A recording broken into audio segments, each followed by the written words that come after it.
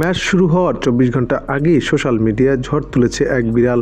হ্যাঁ দর্শক, আপনারা ঠিকই শুনেছেন, আগামীকাল পাকিস্তানের লাহোরে বসবে তারার মেলা।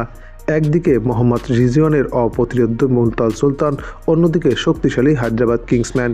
পিএসএল ২০২৬ সালের অষ্টম ম্যাচটি অনুষ্ঠিত হবে লাহোরের গাদ্দাফি ক্রিকেট গ্রাউন্ড স্টেডিয়ামে আগামীকাল বাংলাদেশ সময় রাত ৮টা ৩০ মিনিটে।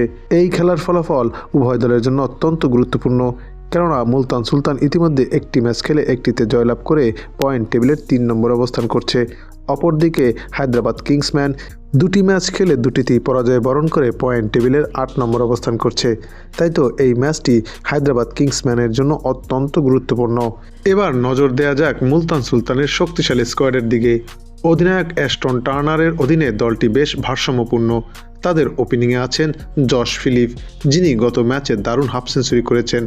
সাথে আছে স্টিভেন স্মিথ, শান মাসুদের মতো অভিজ্ঞ ব্যাটাররা। বোলিংয়ে পিটার সিডল এবং মোহাম্মদ ওয়াসিম জুনিয়র তাদের তুরুপের তাস। অপরদিকে পাল্টা চ্যালেঞ্জ দিতে প্রস্তুত হায়দ্রাবাদ কিংসম্যান। মারনাস লাবুসেনের নেতৃত্বে এই দলে আছে সাইম আইয়ুবের মতো বিস্ফোরক ব্যাটসম্যান। যদিও তারা প্রথম ম্যাচে লাহোর কালান্দার্সের কাছে হেরেছে, তবে তাদের কামব্যাক করার ক্ষমতা প্রচুর। বোলিংয়ে শ্রীলঙ্কার মিস্ট্রি স্পিনার মাথিসা থিকসানা এবং রিলে মেরিডেথ লাহোরের পিছে কার্যকর হতে পারে। হায়দ্রাবাদের সবচেয়ে বড় শক্তি তাদের তরুণ অলরাউন্ডার, তবে তাদের মিডল অর্ডার যদি ধসে পড়ে তবে মুলতানের বোলিং সামলানো কঠিন হবে।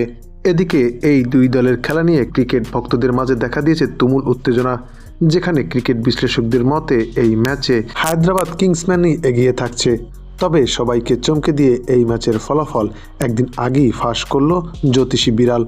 বিড়ালটির সামনে দুই দলের পতাকা সম্বলিত খাবার রাখা হলে বিড়ালটি মুলতান সুলতানের পতাকা সম্বলিত খাবারটি খেয়ে নেয়। তাই বলাই যায়, বিড়ালের ভবিষ্যৎবাণী যদি সত্যি হয় তবে মুলতান সুলতানই জিততে চলেছে। যদিও টি-20 ক্রিকেটে একটি ভালো ওভার অথবা একটি ক্যাচ যথেষ্ট হতে পারে ম্যাচের মোড় ঘুরিয়ে দিতে, তাই হায়দ্রাবাদ কিংসম্যানকে হালকাভাবে নেওয়ার উপায় নেই।